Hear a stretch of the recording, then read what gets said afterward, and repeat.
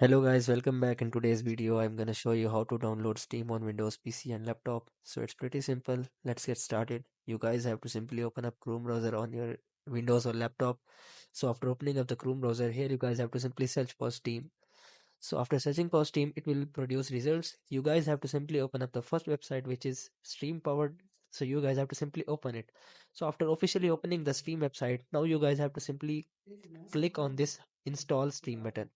So after clicking on this install button, you guys have to simply click on this install Steam button.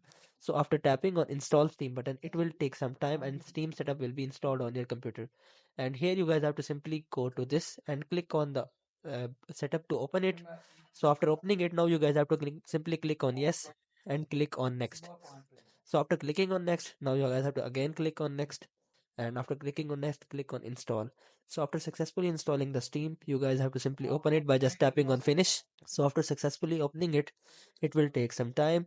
And after downloading the successfully stream, you guys have to simply add your account if you have existed account, and if you want to create a new account, you guys have to simply create a new account on Steam.